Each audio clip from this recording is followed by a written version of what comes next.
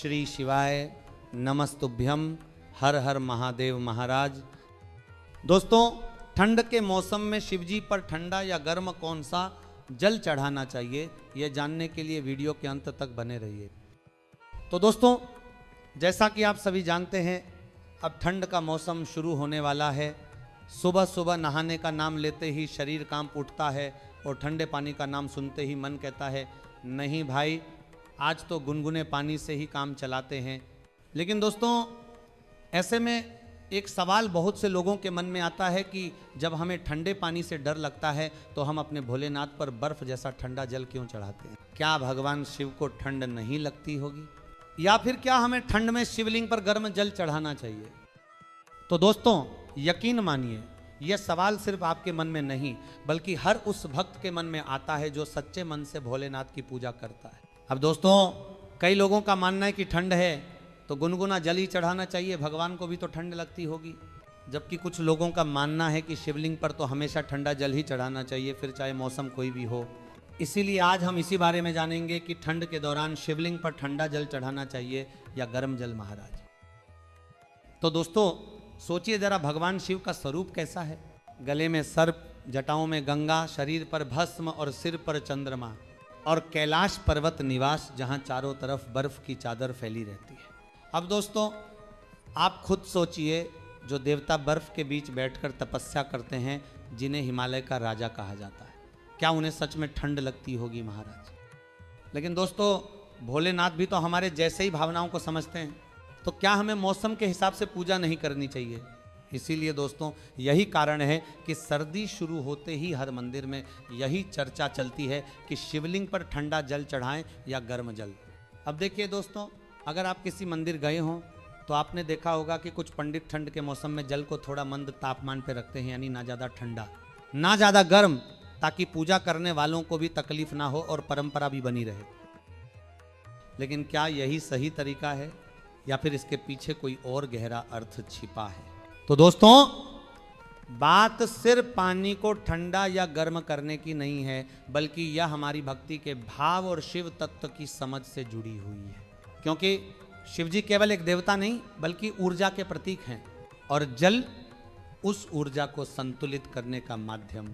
इसीलिए जरा सोचिए, जब हम क्रोधित होते हैं तो शरीर गर्म हो जाता है, और जब हम प्रेम या शांति में होते हैं तो मन ठंडा पड़ जाता है। इसलिए जल को हमेशा शांतता और संतुलन का प्रतीक माना गया है। अब सवाल उठता है कि क्या सर्दी के मौसम में वह शांतता और ठंडक बनाए रखना जरूरी है, या हमें अपने आराम के हिसाब से भगवान को जल चढ़ाना चाहिए? तो देखिए दोस्तों, जब भी हम शिवलिंग पर जल चढ़ाते हैं तो ये केवल एक पूजा की प्रक्रिया नहीं होती, बल्कि ये एक ऊर्जा प्रक्रिया होती है महाराज। ये जल शिवलिंग के माध्यम से एक ऐसी शक्ति प्रवाहित करता है जो हमारे मन, शरीर और वातावरण तीनों को प्रभावित करती है। अब दोस्तों, आपने कई बार देखा होगा कि शिवलिंग हमेशा ठंडा रहता है। कितनी भी गर्मी क्यों ना हो, अगर आप मंदिर जाएं और शिवलिंग को छुएं तो उसमें हमेशा एक ठंडक महसूस होगी। तो आखिर ऐसा क्यों होता है? क्योंकि शिवलिंग केवल एक पत्थर नहीं, बल्कि वह शिव ऊर्जा का केंद्र है, एक ऐसा बिंदु जहां से शीतलता, स्थिरता और संतुलन प्रसारित होते हैं। अब सोचिए दोस्तों, अगर इस ठंडक और शांति के प्रतीक स्वरूप पर आप गर्म जल चढ़ा देंगे तो क्या वह उसके स्वरूप के अनुरूप रहेगा? बिल्कुल नहीं महाराज। इसीलिए शास्त्रों में कहा गया है, शिवम शांतम शीतल स्वभावम, अर्थात शिव का स्वभाव शीतल है, और जब उनका स्वभाव शीतल है तो उन पर जो भी अर्पण किया जाए वो भी शीतल होना चाहिए।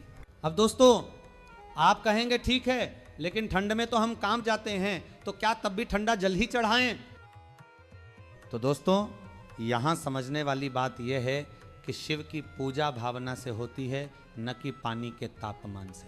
अगर आपका शरीर ठंड से परेशान है तो भगवान भी यही चाहते हैं कि आप स्वस्थ रहें। लेकिन सिद्धांत के रूप में ठंडा जल ही शिवलिंग के ऊर्जा स्वरूप से मेल खाता है।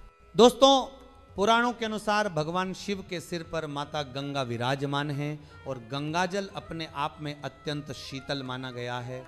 गंगा की धारा जब शिवजी की जटाओं से निकलती है तो वह संसार को ठंडक और शांति देती है। ऐसे में दोस्तों, अगर भगवान शिव पर गंगा विराजमान है जो स्वयं ठंडक की प्रतीक हैं, तो क्या उन्हें गर्म जल पसंद होगा?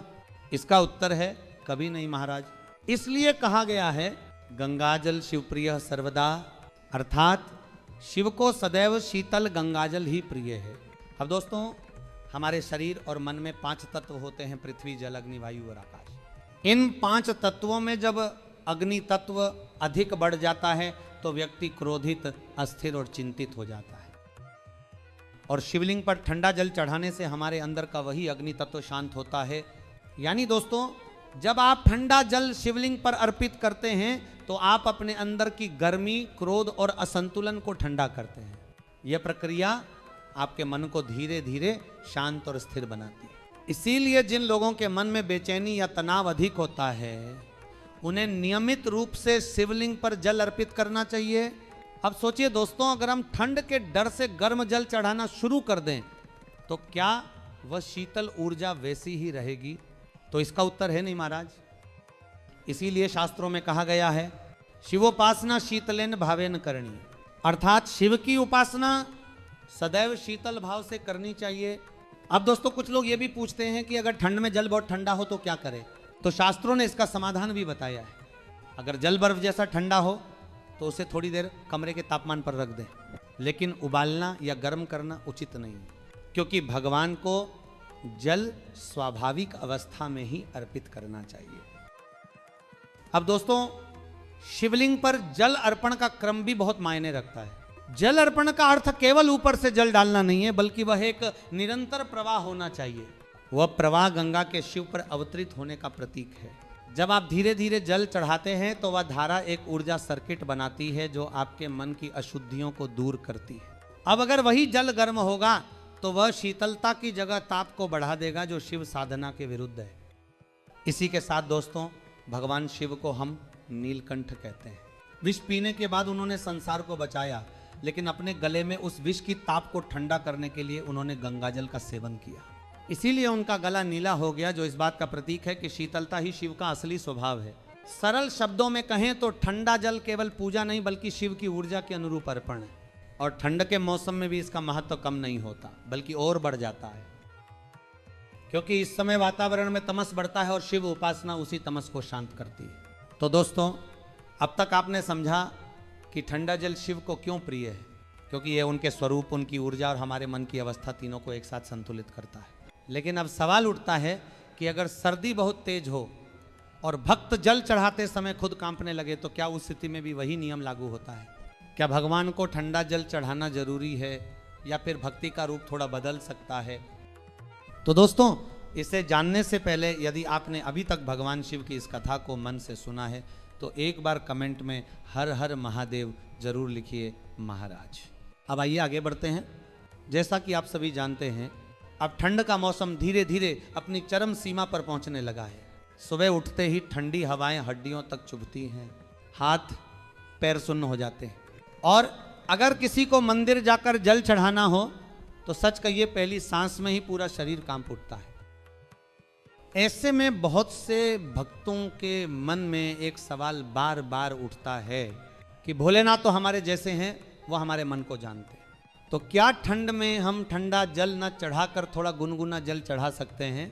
तो दोस्तों, ये सवाल बहुत ही सामान्य है, और सबसे सुंदर बात यह है कि ये सवाल भक्ति की भावना से जुड़ा है, न कि आलस या दिखावे से। क्योंकि जो व्यक्ति सच में शिव को मानता है वह कभी भी उनके प्रति किसी भी कार्य में लापरवाही नहीं करता। अब यहाँ एक बात बहुत स्पष्ट समझनी होगी, भगवान शिव नियमों के बंधन में नहीं है, वह भावना के बंधन में है महाराज। वह शिव है, अर्थात शून्य और पूर्ण दोनों का संगम। उनके लिए यह देखना अधिक महत्वपूर्ण होता है कि आपके मन में क्या भाव था जब आपने वह जल अर्पित किया। अगर आपके मन में यह भाव था कि भोलेनाथ आज बहुत ठंड है, मेरा शरीर कांप रहा है, लेकिन फिर भी मैं आपके चरणों में जल अर्पित करने आया हूँ, तो यकीन मानिए दोस्तों, उस ठंडे जल से भी अधिक गर्म भक्ति की लहरें आपके भीतर से उठ रही होती हैं। लेकिन अगर शरीर सच में ठंड को सहन नहीं कर पा रहा, आपको सर्दी, जुकाम या तकलीफ है, तो क्या भगवान ये चाहेंगे कि आप बीमार पड़ जाएं? इसका उत्तर है नहीं महाराज, क्योंकि भोलेनाथ करुणा के सागर है। वो कभी नहीं चाहते कि उनका भक्त कष्ट में रहे। कई विद्वान कहते हैं कि ठंड के मौसम में अगर जल बहुत ठंडा है तो उसे हल्का सा गुनगुना कर सकते हैं, लेकिन उबाल कर या बहुत गर्म करके चढ़ाना उचित नहीं है, क्योंकि शिवलिंग एक जीवंत ऊर्जा केंद्र है और अधिक गर्म जल उस ऊर्जा प्रवाह को बाधित कर सकता है। तो दोस्तों, अगर आपके मन में ये भाव है कि भगवान को ठंड ना लगे, तो आप जल को बस थोड़ा गर्म कर सकते हैं। ना ज़्यादा ठंडा ना ज़्यादा गर्म, बस स्वाभाविक और भावपूर्ण। याद रखिए, भक्ति का अर्थ केवल शास्त्रों के नियमों को रटना नहीं है। भक्ति का अर्थ है भगवान को अपने मन से महसूस करना।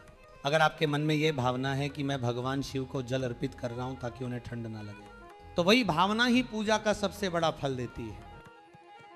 अब दोस्तों, आप में से अधिकांश लोग सुबह मंदिर जाते हैं। कई लोग नंगे पैर, कई जूते उतारकर बर्फ जैसी जमीन पर खड़े रहते हैं। यह सब देखकर भगवान शिव मुस्कुराते हैं महाराज, क्योंकि उन्हें पता है कि यह सब प्रेम से प्रेरित है। लेकिन अगर शरीर जवाब देने लगे तो थोड़ा अपने शरीर का भी ध्यान रखिए, क्योंकि शरीर ही वह माध्यम है जिससे आप भगवान की भक्ति कर सकते हैं। अगर शरीर स्वस्थ रहेगा तभी भक्ति स्थायी और निरंतर रह पाएगी। इसलिए अगर ठंड बहुत ज़्यादा हो तो आप जल को हल्का गुनगुना कर लीजिए, पर याद रखिए भावना ठंडी नहीं होनी चाहिए। जल ठंडा हो या गर्म, पर आपकी श्रद्धा और विश्वास सदैव गर्म होनी चाहिए। अब कुछ लोग ये भी पूछते हैं, क्या हम शिव जी के लिए कोई गर्म कपड़ा या शॉल रख सकते हैं? तो दोस्तों, बिल्कुल रख सकते हैं। जैसे आप अपने किसी प्रिय व्यक्ति के लिए ठंड में कुछ अच्छा करते हैं, वैसे ही आप भगवान के लिए भी कर सकते हैं महाराज, क्योंकि वह हमारे आराध्य ही नहीं, हमारे अपने हैं। आप चाहे तो मंदिर में शिवलिंग के पास एक हल्का सा शॉल रख सकते हैं, या मंदिर के पास एक दीपक जला सकते हैं। ये चीज़ें केवल दिखावा नहीं है, ये भावनाओं का विस्तार है। और दोस्तों, सबसे अच्छी बात यह है कि जब आप ऐसा करते हैं तो आपका मन भीतर से एक गर्माहट महसूस करता है, एक शांति, एक संतोष कि हाँ, मैंने आज अपने भोलेनाथ के लिए कुछ किया। और यही है सच्ची पूजा महाराज। भगवान शिव को न सोने की घंटियां चाहिए, न बड़े बड़े हवन, उन्हें चाहिए बस एक सच्चा भाव, एक पवित्र मन और थोड़ा सा समय। इसीलिए अगर ठंड में जल चढ़ाते हुए आपके मन में ये भाव है कि भगवान को ठंड लग जाएगी, तो वही भावना ही सबसे सुंदर भेंट है। आप चाहे थोड़ा गर्म जल चढ़ाएं या ठंडा, आपकी श्रद्धा ही वह माध्यम है जिससे भोलेनाथ तक आपकी भक्ति पहुंचती है। और ये मत भूलिए, भगवान शिव तपस्वी हैं। वह कैलाश की बर्फीली चोटियों पर विराजते हैं। उनका शरीर भस्म से ढका है, उनके गले में विष है, अर्थात उन्हें ठंड और गर्म का कोई फर्क नहीं पड़ता। पर फर्क उन्हें आपके मन के तापमान से जरूर पड़ता है। अगर आपका मन भक्ति से गर्म है तो शिव सदा प्रसन्न रहेंगे, चाहे आप ठंडे जल से पूजन करें या गर्म जल से। लेकिन दोस्तों, अब एक और सवाल उठता है, क्या सिर्फ जल चढ़ाना ही काफ़ी है, या ठंड के मौसम में हम भगवान शिव की विशेष सेवा भी कर सकते हैं, जैसे उन्हें शॉल ओढ़ाना, मंदिर में दीपक लगाना या उनके आसपास का वातावरण गर्म रखना? क्या ये सब करना उचित है?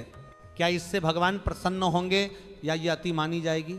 तो दोस्तों, अब जानते हैं कि ठंड के इस मौसम में हम भगवान शिव की सेवा कैसे करें ताकि हमारी भक्ति और भी गहरी और सार्थक बन सके महाराज। सबसे पहले शिवलिंग के पास वातावरण गर्म बनाए रखें। दोस्तों, ये सबसे सरल सेवा है। अगर आप घर में शिवलिंग की पूजा करते हैं तो कोशिश करें कि वहां हवा का सीधा झोंका न लगे। शिवलिंग